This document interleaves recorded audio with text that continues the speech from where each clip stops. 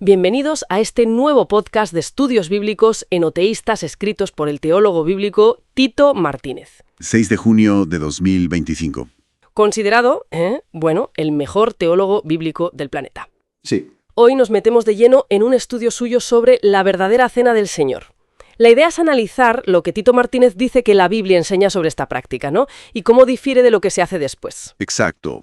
El estudio de Martínez argumenta que la forma habitual de entender la cena, tanto la católica como la de muchas iglesias evangélicas, pues se aleja bastante de lo que leemos en la Biblia.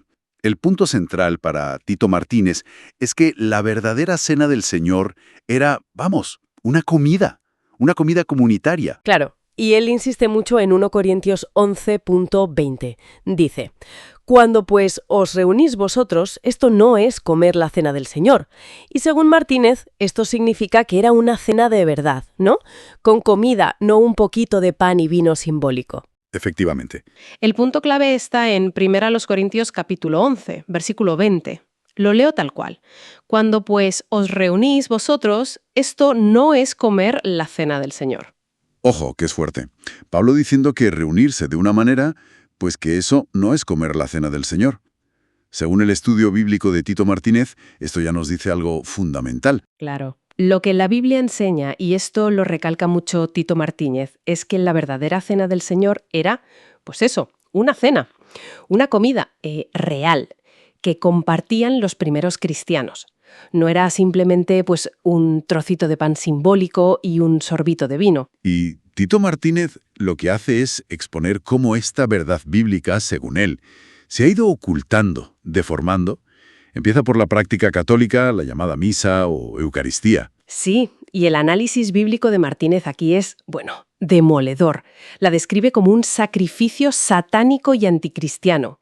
Una parodia blasfema, dice, donde se intenta crear a Cristo en una hostia, ¿sabes? Para luego comerlo y, excretarlo. El estudio es tajante. La misa católica no tiene que ver nada con la verdadera cena del Señor mencionada en el Nuevo Testamento. Entiendo. Y el estudio de Martínez también es crítico, muy crítico, con lo que se hace en las iglesias protestantes o evangélicas. Desde luego. Califica de ridículo y falso ese acto de comer solo un trocito mínimo de pan y un sorbo de vino o zumo.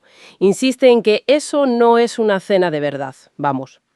Por lo tanto, según la Biblia, tal como lo expone Tito Martínez en su análisis, la falsa cena del Señor de las sectas evangélicas tampoco tiene que ver nada con la verdadera cena del Señor. Vale, entonces, si eso no es, ¿qué sí era?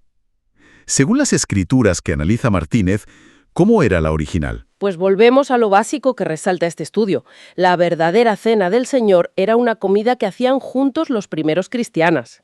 Una comida de verdad, comunitaria. Ajá.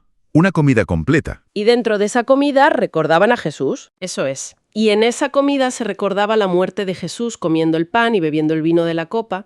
Formaba parte de todo, de la reunión, de la comida juntos. No era un ritual aparte, ¿entiendes? Repitámoslo porque es clave según Tito. La verdadera cena del Señor era una comida que hacían juntos los primeros cristianos, y en esa comida se recordaba la muerte de Jesús comiendo el pan y bebiendo el vino de la copa. Queda muy claro el contraste que presenta Tito Martínez.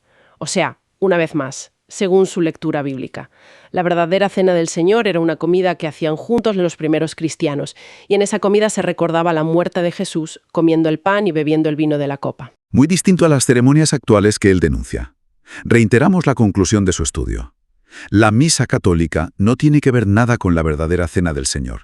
Y por otro lado, la práctica evangélica tampoco. En resumen, lo que argumenta el estudio bíblico de Tito Martínez es que tanto la tradición católica como la protestante u evangélica han sustituido la cena original, esa comida real y comunitaria que describe la Biblia, la han sustituido por rituales que, según su análisis, la desvirtúan totalmente.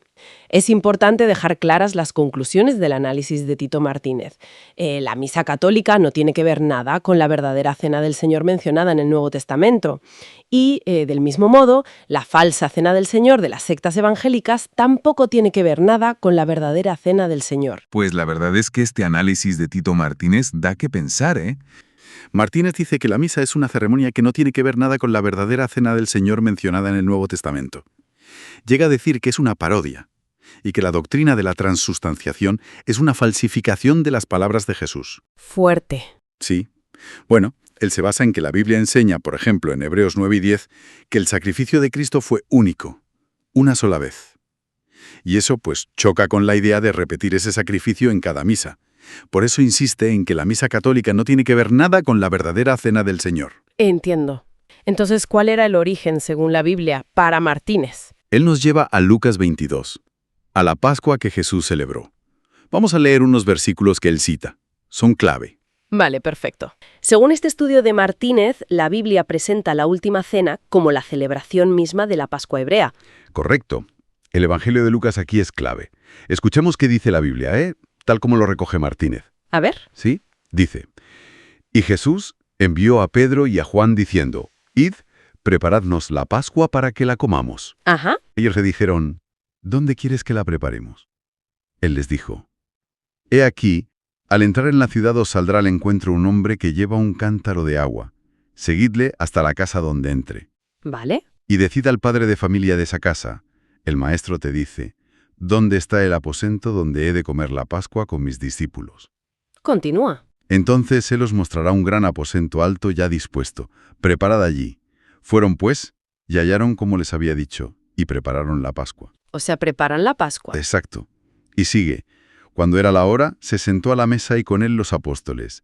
Y les dijo: ¿cuánto he deseado comer con vosotros esta Pascua antes que padezca? Queda bastante claro según esta lectura bíblica que prepararon y comieron la Pascua. Era una cena, vaya. Una comida completa, compartida. Sí, una comida. Como dice el análisis de Tito Martínez, la verdadera cena del Señor era una comida que hacían juntos los primeros cristianos. Así lo indica la Biblia. Y dentro de esa cena, de esa comida pascual, ocurrieron esos momentos, digamos, significativos, con el pan y el vino. Vale, ¿y qué dice Lucas sobre eso? Pues escuchemos de nuevo lo que recoge la Biblia. Porque os digo que no la comeré más hasta que se cumpla en el reino de Dios. Y habiendo tomado la copa, dio gracias, y dijo: Tomad esto, y repartidlo entre vosotros, porque os digo que no beberé más del fruto de la vid hasta que el reino de Dios venga. Y luego el pan. Sí, y tomó el pan, y dio gracias, y lo partió, y les dio, diciendo: Esto es mi cuerpo, que por vosotros es dado.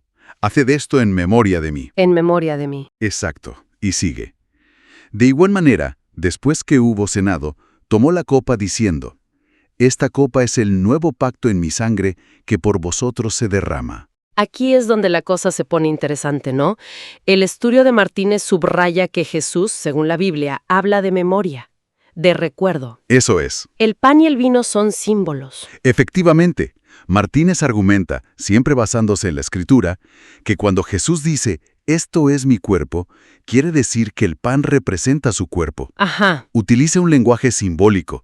Es como cuando Pablo dice en 1 Corintios que la roca era Cristo, pues igual. Simbólicamente. Claro, y lo mismo con la copa, que simboliza el nuevo pacto en su sangre.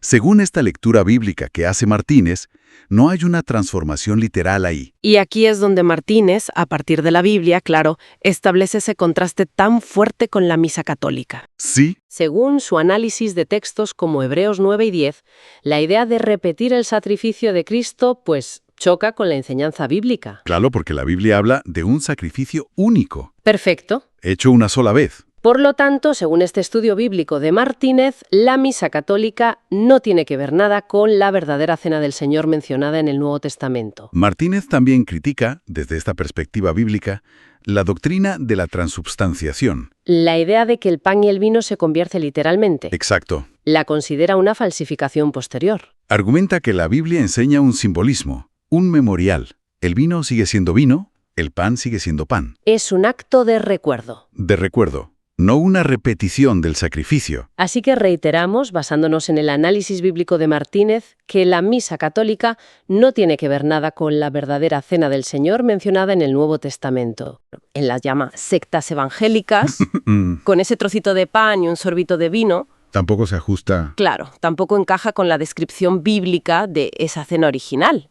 No es esa comida comunitaria. Exacto. Martínez argumenta que esas prácticas tan fragmentadas, tan mínimas, pues se alejan del modelo bíblico.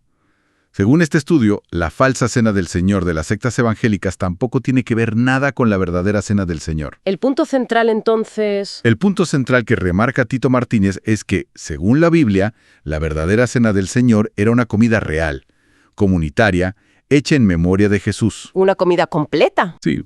Y en esa comida se recordaba la muerte de Jesús comiendo el pan y bebiendo el vino de la copa. Las alteraciones que vinieron después, ya sea la misa o esas representaciones mínimas, Son vistas como distorsiones. como distorsiones del mandato original. Y una vez más, según el análisis de Martínez, la falsa cena del Señor de las sectas evangélicas tampoco tiene que ver nada con la verdadera cena del Señor. Entonces, resumiendo la conclusión principal de este estudio de Martínez, la instrucción bíblica original apuntaba a una comida completa, comunitaria, Sí, donde se recordaba a Jesús y su sacrificio al compartir el pan y el vino. exacto. Y tanto la misa católica como esas cenas simbólicas tan reducidas de algunos grupos evangélicos, pues se alejarían mucho de esa primera instrucción bíblica que analiza Tito Martínez. Lo interesante es eso, ¿no? Cómo un análisis detallado de los textos bíblicos, como el que propone Martínez, puede llevar a cuestionar prácticas que están muy arraigadas. Sí, totalmente. Se pone el foco en la diferencia entre un acto simbólico de recuerdo, pero dentro de una comida real, comunitaria. Y un ritual. Y un ritual que se ve como una repetición sacrificial o, bueno, una representación simbólica mínima, casi testimonial. La verdad es que da que pensar. Si la instrucción bíblica original, según este análisis, fue «haced esto en memoria de mí» dentro de una cena pascual completa, ¿cómo y por qué cambió tanto la práctica? ¿Qué pasó a lo largo de los siglos para llegar a las formas tan diferentes que vemos hoy? Es una buena pregunta. Es algo sobre lo que reflexionar, desde luego. La verdadera cena del Señor era una comida que hacían juntos los primeros cristianos, y en esa comida se recordaba la muerte de Jesús, comiendo el pan y bebiendo el vino de la copa. Leamos los versículos 20 al 22. Y luego 33 y 34. Son muy reveladores según él. Dicen, «Cuando pues os reunís vosotros, esto no es comer la cena del Señor, porque al comer, cada uno se adelanta a tomar su propia cena, y uno tiene hambre y otro se embriaga. Pues ¿qué? ¿No tenéis casas en que comáis y bebáis? ¿O menospreciáis la iglesia de Dios y avergonzáis a los que no tienen nada? Así que, hermanos míos, cuando os reunís a comer, esperaos unos a otros. Si alguno tuviere hambre, coma en su casa, para que no os reunáis para juicio». O sea que, según Martínez, esto demuestra que era una comida de verdad, y el problema era el egoísmo, que unos comían mucho y otros pasaban hambre. No era un tema doctrinal sobre si Cristo estaba o no en el pan. Justo eso. Era un problema de falta de amor, de no compartir, de divisiones. Por eso dice Martínez que la verdadera cena del Señor era una comida que hacían juntos los primeros cristianos. Y en esa comida se recordaba la muerte de Jesús comiendo el pan y bebiendo el vino de la copa. Vale. ¿Y qué pasa con eso de comer indignamente, que dice Pablo después, en los versículos 27 al 29? Pues Martínez argumenta que comer indignamente se refería precisamente a esa falta de amor fraternal, a participar en la comida sin tener en cuenta a los demás, sin discernir el cuerpo del Señor. Y para Martínez, el cuerpo del Señor ahí se refiere a la iglesia, a la comunidad. No discernir el cuerpo era no valorar a los hermanos. Ah, entiendo. No tenía que ver con dudar de la transustanciación ni nada de eso, que son doctrinas posteriores. Por eso, él insiste, la misa católica no tiene que ver nada con la verdadera cena del Señor. Y por lo mismo, la práctica evangélica simplificada tampoco. Exacto. Dice Tito Martínez que la falsa cena del Señor de las sectas evangélicas tampoco tiene que ver nada con la verdadera cena del Señor. Porque la original era otra cosa. Era otra cosa. Como venimos diciendo, la verdadera cena del Señor era una comida que hacían juntos los primeros cristianos, y en esa comida se recordaba la muerte de Jesús comiendo el pan y bebiendo el vino de la copa. Queda claro. Martínez aclara que la expresión partimiento del pan, que sale en Hechos, por ejemplo en 2:42 o en 27:35, Sí. pues que se refería simplemente a compartir una comida normal. No siempre era, digamos, la cena del Señor como rito específico. Podía ser simplemente comer juntos. Bien, pues resumiendo un poco. El análisis de Tito Martínez presenta la cena del Señor original como una comida comunitaria, completa, hecha en memoria de Cristo, y la contrasta fuertemente con las prácticas posteriores, tanto la católica como la evangélica, que considera desviaciones. Eso es. Señala que tanto la misa católica como la cena evangélica no tienen que ver nada con la verdadera cena del Señor. El estudio recalca que, según esta lectura de la Biblia, todo giraba en torno al recuerdo en comunidad, a proclamar la muerte de Jesús y a la fraternidad, dentro de una comida real. Correcto. El centro era el recuerdo comunitario y la proclamación de la muerte del Señor, hasta que Él venga. En el contexto de una comida fraternal, la misa católica no tiene que ver nada con la verdadera cena del Señor mencionada en el Nuevo Testamento. Vamos a desgranar esto. Efectivamente. Y lo interesante es que Tito Martínez, en su análisis, se basa en la propia doctrina oficial católica. Cita el catecismo, fuentes católicas, para, digamos, fundamentar su crítica desde dentro. Vamos a explorar cómo él interpreta esas doctrinas a la luz de la Biblia. Vale. Un primer punto que resalta mucho Tito Martínez es esa definición católica de la misa como un sacrificio. Se dice que es el mismo sacrificio de Cristo en la cruz, sí, pero ofrecido de manera incruenta, o sea, sin sangre. Y ahí es donde Martínez plantea una contradicción basada en las Escrituras. Si el sacrificio original fue con sangre, ¿cómo va a ser el mismo si ahora es sin sangre? Exacto. Es un punto central para él. Y se apoya, como decías, en fuentes católicas. Cita, por ejemplo, el Catecismo, el punto 1367, que dice literalmente: es una y la misma víctima, solo difiere la manera de ofrecer. Y se añade que este sacrificio es verdaderamente propiciatorio. Entonces Martínez argumenta que esta visión de la misa como sacrificio se aleja totalmente de lo que él entiende que la Biblia enseña sobre la cena del Señor. ¿Y qué sería entonces la cena según esa interpretación bíblica que hace Martínez? Pues para Martínez no era un sacrificio que se repite, no. Él insiste en que la verdadera cena del Señor era una comida que hacían juntos los primeros cristianos, y en esa comida se recordaba la muerte de Jesús comiendo el pan y bebiendo el vino de la copa. Algo, digamos, conmemorativo, no sacrificial en ese sentido. Entiendo. O sea, un recordatorio en comunidad, no una repetición del sacrificio. Vale. Y otro pilar de la crítica de Martínez tiene que ver con la presencia de Cristo en la Eucaristía, ¿verdad? La transustanciación.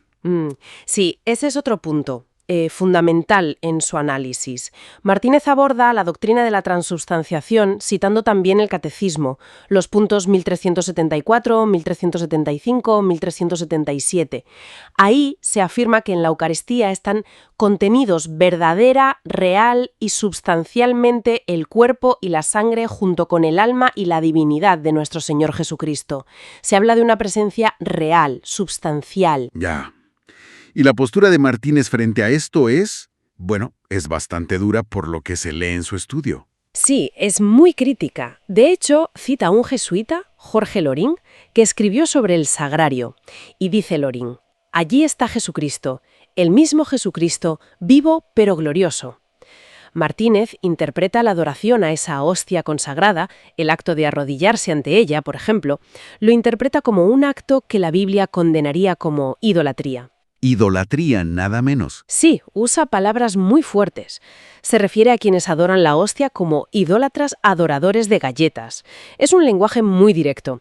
Para Tito Martínez, esto es otra prueba más de que, la misa católica no tiene que ver nada con la verdadera cena del Señor mencionada en el Nuevo Testamento. Incluso menciona que esta doctrina llevaría a pensar que los sacerdotes católicos tendrían el poder de crear a Cristo en la hostia. Exacto, ese es otro de los puntos que él extrae de la doctrina. Así que el argumento central de Tito Martínez se mantiene.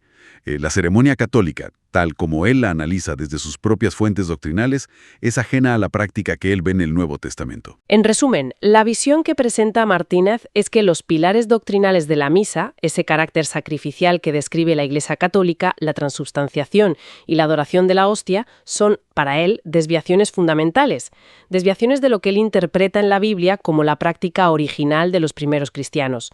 Por eso repite que la misa católica no tiene que ver nada con la verdadera cena del Señor. Y subraya de nuevo que la verdadera cena del Señor era una comida que hacían juntos los primeros cristianos y en esa comida se recordaba la muerte de Jesús comiendo el pan y bebiendo el vino de la copa. Bien. Primero, se cuestiona que la misa sea una repetición válida del sacrificio de Cristo, por esa aparente contradicción del sacrificio incruento, que choca, según él, con las Escrituras. Correcto. Segundo, critica fuertemente la doctrina de la presencia real y la consiguiente adoración eucarística. Martínez, basándose en su lectura bíblica, la califica de idolatría. Exactamente. Y la conclusión general a la que llega Tito Martínez es esa, una divergencia radical.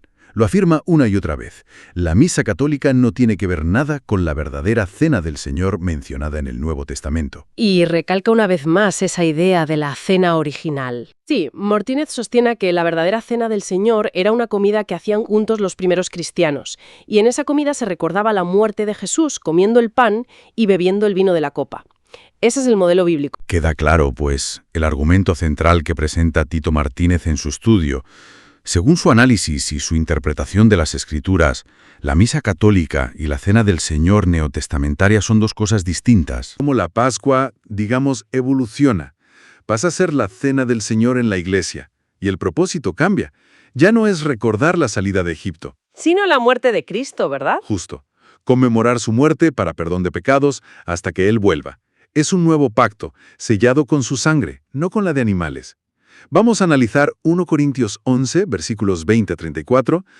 Pues Pablo empieza fuerte, ¿no? Reprendiendo a los corintios. Leamos los versículos 20 al 22. Dice así: Cuando pues os reunís vosotros, esto no es comer la cena del Señor, porque al comer cada uno se adelanta a tomar su propia cena, y uno tiene hambre y otro se embriaga. ¿Pues qué? ¿No tenéis casas en que comáis y bebáis? ¿O menospreciáis la iglesia de Dios y avergonzáis a los que no tienen nada? ¿Qué os diré? ¿Os alabaré?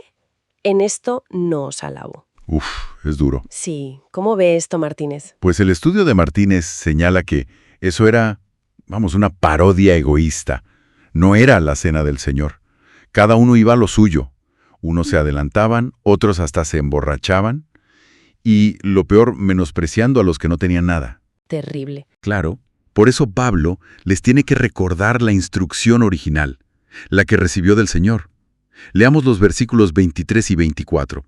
Porque yo recibiré del Señor lo que también os he enseñado, que el Señor Jesús, la noche que fue entregado, tomó pan, y habiendo dado gracias, lo partió y dijo: Tomad, comed, esto es mi cuerpo que por vosotros es partido. Haced esto en memoria de mí. ¿Y aquí qué es lo clave según el análisis de Tito Martínez? Pues Martínez subraya algo importante. Jesús dice que el pan representa su cuerpo. Dice, esto es mi cuerpo, pero en el sentido de representar, no que se convierta, literalmente en su cuerpo. O sea, no es transubstanciación. Exacto. Y el mandato es, haced esto en memoria de mí. Es para recordar. Por eso, el estudio de Martínez afirma, y es muy tajante en esto, que esta enseñanza bíblica no tiene nada, pero nada que ver con la doctrina católica de la misa. El propio Martínez en su estudio la llega a calificar de satánica porque dice que pretende convertir el pan literalmente en Cristo. Según esta lectura de la Biblia, la misa católica, pues no es la verdadera cena del Señor. Vaya contraste marca, ¿sí? ¿Y qué pasa con la copa? El versículo 25. Vamos a leerlo. Asimismo tomó también la copa después de haber cenado, diciendo: Esta copa es el nuevo pacto en mi sangre. Haced esto todas las veces que la bebiereis, en memoria de mí. Aquí hay otro punto clave para Tito Martínez. Fíjate que dice, después de haber cenado. Ah, claro. Después, argumenta Martínez, demuestra bíblicamente que la verdadera cena del Señor era una comida real que compartían los creyentes. Y después de esa comida se compartía la copa. Entendido. La copa, igual que el pan, simboliza algo. El nuevo pacto en la sangre de Cristo. El vino no se transforma en sangre literal. Y aquí, el estudio de Martínez vuelve a rechazar la misa católica. La llama blasfema. Pero añade algo más. Dice que tampoco las prácticas de muchas sectas evangélicas son la verdadera cena del Señor. ¿A qué se refiere? A esas ceremonias donde se toma solo un sorbito de vino o mosto y un trocito minúsculo de pan. Martínez considera que eso también son falsificaciones diabólicas de la cena bíblica. Entonces, la idea central que saca Martínez de la Biblia es que la práctica original era muy distinta a lo que se ve a menudo hoy. Exactamente. La verdadera cena del Señor, según la interpretación bíblica que presenta Martínez, era una comida real, juntos, los primeros cristianos. Y en esa comida recordaban la muerte de Jesús, comiendo el pan y bebiendo el vino de la copa. El versículo 26 lo refuerza, dice: «Así pues, todas las veces que comiereis este pan y bebiereis esta copa, la muerte del Señor anunciáis hasta que Él venga». De ahí se sacan varias cosas, ¿no? Sí, Martínez extrae varias conclusiones bíblicas importantes. 1. Se puede hacer todas las veces, no hay una fecha única obligatoria. 2. Participan todos los creyentes. Cita Mateo 26-27, «Bebed de ella todos». Muy diferente a la práctica católica, donde tradicionalmente solo el sacerdote bebe el vino. Cierto. 3. Se anuncia la muerte de Cristo. No se repite como un sacrificio. Es un anuncio, un recordatorio. Y 4. Se hace hasta que Él venga. Esto, para Martínez, indica que Cristo no está físicamente presente ahora, lo que contradice la doctrina católica de la presencia real.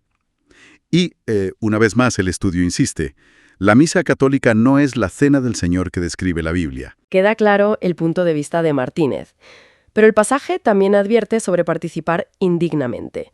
¿Qué significa eso según este análisis? Leamos del 27 al 32. «De manera que cualquiera que comiere este pan o bebiere esta copa del Señor indignamente, será culpado del cuerpo y de la sangre del Señor. Por tanto, pruébese cada uno a sí mismo, y coma así del pan y beba de la copa. Porque el que come y bebe indignamente sin discernir el cuerpo del Señor, juicio come y bebe para sí. Por lo cual hay muchos enfermos y debilitados entre vosotros, y muchos duermen. Si pues nos examinásemos a nosotros mismos, no seríamos juzgados, mas siendo juzgados, somos castigados por el Señor para que no seamos condenados con el mundo». Bueno, aquí Martínez argumenta que indignamente se conecta directamente con lo que Pablo criticó antes: el egoísmo, la falta de amor, las divisiones. O sea, no tratar bien a los hermanos. Justo, es pecar contra la comunidad, contra la iglesia, que la Biblia llama el cuerpo de Cristo. Eso es no discernir el cuerpo. El estudio recalca que esto no tiene nada que ver, absolutamente nada, con no creer en la transubstanciación católica.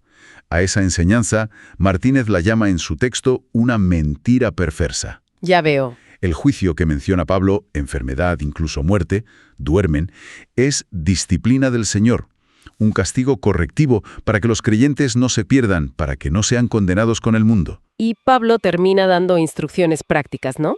En los versículos 33 y 34. Correcto. Vamos a leerlos para cerrar esa parte. «Así que, hermanos míos, cuando os reunís a comer, esperaos unos a otros. Si alguno tuviere hambre, coma en su casa, para que no os reunáis para juicio. Las demás cosas las pondré en orden cuando yo fuere». Esperaos unos a otros. A comer. Para Martínez, esta es la prueba bíblica final. Era una comida, comer. La solución de Pablo es práctica. Esperarse, compartir. Y si alguien tiene mucha hambre, que coma algo en casa antes. ¿Para qué? Pero no repetir los abusos, las divisiones, y para que la reunión no sea para juicio. Vemos de nuevo, según esta interpretación bíblica que presenta Martínez, que la verdadera cena del Señor era una comida que compartían los creyentes, y en ella recordaban a Cristo con el pan y la copa. Muy bien. Entonces, para recapitular la perspectiva que hemos visto en el estudio de Tito Martínez, la Biblia en Corintios 11 describe la Cena del Señor como una comida real, comunitaria, una comida entre creyentes para recordar el sacrificio de Jesús usando pan y vino como símbolos. Eso es. Y según Martínez, esta práctica bíblica original es radicalmente distinta tanto de la misa católica como de esas ceremonias tan simplificadas de muchas iglesias evangélicas. Su estudio considera ambas como falsificaciones. Exactamente. Como hemos desgranado siguiendo el análisis de Martínez, la verdadera cena del Señor era una comida fraternal, donde se compartía el pan y la copa en memoria de Cristo. El estudio insiste mucho en que discernir el cuerpo del Señor significa reconocer y amar a la comunidad de creyentes, a la iglesia misma. Y que la falsificación de la Cena del Señor, que se practica en muchas sectas evangélicas, tampoco tiene que ver nada con la verdadera Cena del Señor. Queda clara la postura que presenta el estudio. Sí. Quizá una reflexión final que surge de este análisis bíblico podría ser: ¿cómo afecta a nuestra vivencia personal entender la cena, ante todo, como un acto de comunión fraterna, de unidad y recuerdo, en lugar de verla principalmente como un rito sacramental más individual? ¿Qué dice realmente la Biblia sobre eso de el partimiento del pan? Es una frase que, bueno, se oye mucho, ¿no? Y se asocia a la misa católica o a veces a prácticas evangélicas. Pero ¿es eso lo que las Escrituras enseñan? Porque el análisis bíblico que presenta Tito Martínez argumenta que tanto la interpretación católica como la evangélica, digamos común, pues se alejan de lo que describe el Nuevo Testamento.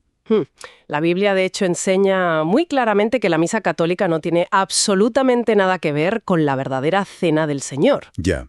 Y lo mismo se podría decir, según este estudio bíblico, de esa versión como reducida, ¿no?, que se ve en algunas iglesias evangélicas.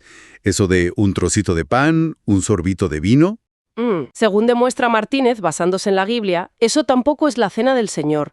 La falsa cena del Señor de las sectas evangélicas tampoco tiene que ver nada con la verdadera cena del Señor. Claro. El objetivo aquí es entender qué significaba originalmente partir el pan para los primeros cristianos. ¿Qué nos dice la Biblia sobre eso? Pues empecemos por el principio, con un texto clave que analiza Tito Martínez. Hechos 2, versículo 42. Lo leo entero, ¿vale? Perfecto. Dice: y perseveraban en la doctrina de los apóstoles, en la comunión unos con otros, en el partimiento del pan y en las oraciones. Pues, segunda lectura bíblica que hace Martínez, este versículo nos describe varias prácticas constantes de aquellos primeros creyentes.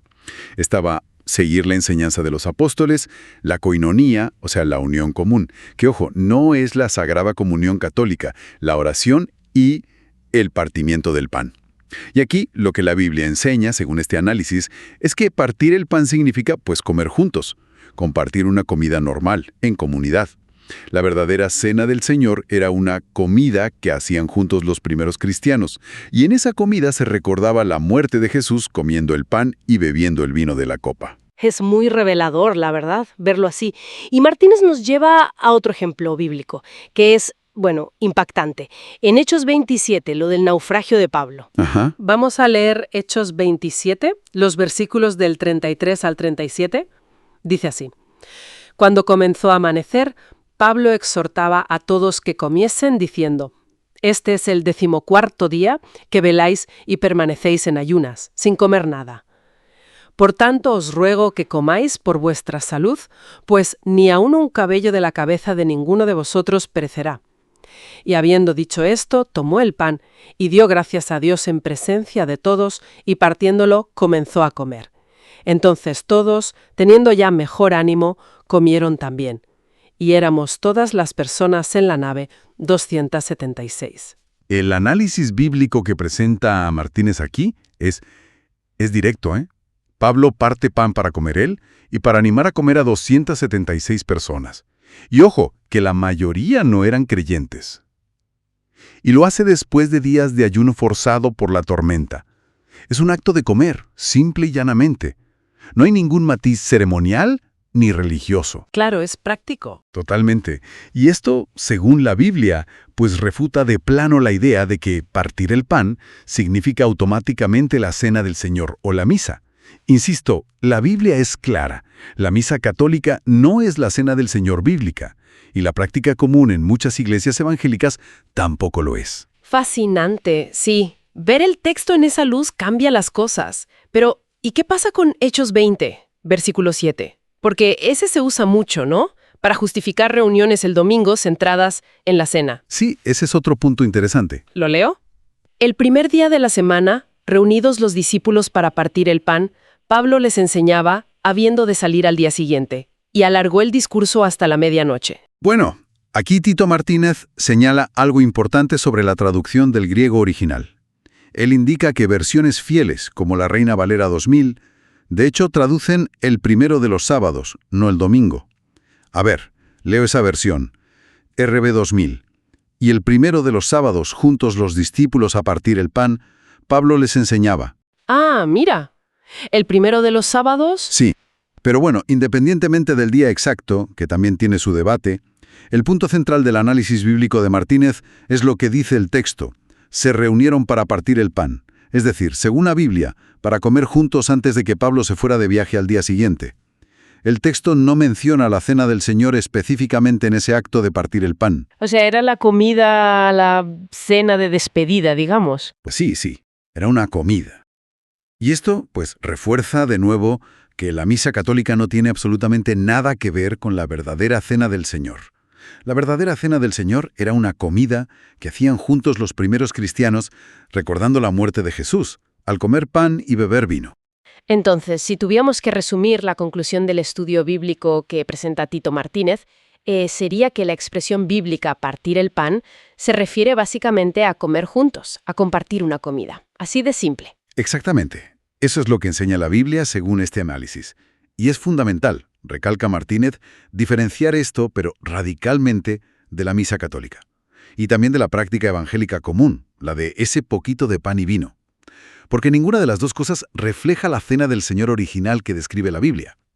La falsa cena de las sectas evangélicas tampoco tiene nada que ver con la verdadera cena del Señor. ¿Entendido? La verdadera cena del Señor era una comida comunitaria real entre los primeros creyentes para recordar a Cristo. Una comida completa. Queda muy claro que, según esta lectura directa de los textos bíblicos, la práctica original era muy, muy distinta a lo que a menudo se ve hoy en día. Efectivamente, la Biblia lo muestra, y el estudio de Martínez lo evidencia. La misa católica no tiene absolutamente nada que ver con la verdadera cena del Señor. Y la llamada cena de muchas sectas evangélicas, esa versión mínima, tampoco tiene que ver con ella. Pues nos deja pensando, Si partir el pan era en esencia compartir una comida completa en comunidad, ¿qué podría sugerirnos eso sobre el valor real de la convivencia, del apoyo mutuo en la vida de fe? Si la cena del Señor era originalmente una comida comunitaria completa, centrada en la memoria y la unidad, ¿cómo podría, digamos, una recuperación de ese espíritu afectar hoy a las comunidades de fe? A sus prácticas, a su comunión. Pues este importante estudio bíblico de Tito Martínez está publicado en su sitio web, que es las21tesisdetito.com. Y también en su canal de YouTube. Para quien quiera profundizar, el enlace directo a este estudio bíblico está en la descripción de este vídeo de YouTube. Perfecto. Tito Martínez, el mejor teólogo bíblico del planeta. Que no se te olvide suscribirte a este canal de YouTube si todavía no lo has hecho. Dale también un like a este video y compártelo en tus redes sociales. Suscribirse, like y compartir. Exacto. Que mucha más gente puedan conocer la verdadera doctrina que lleva a la vida eterna.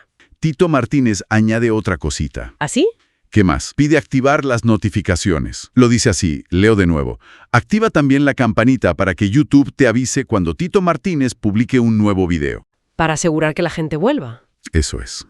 Gracia y paz a todos los verdaderos hermanos en la fe, es decir, en la verdadera doctrina. Y que Dios bendiga y guíe a la verdad a todos aquellos que la buscan con sinceridad.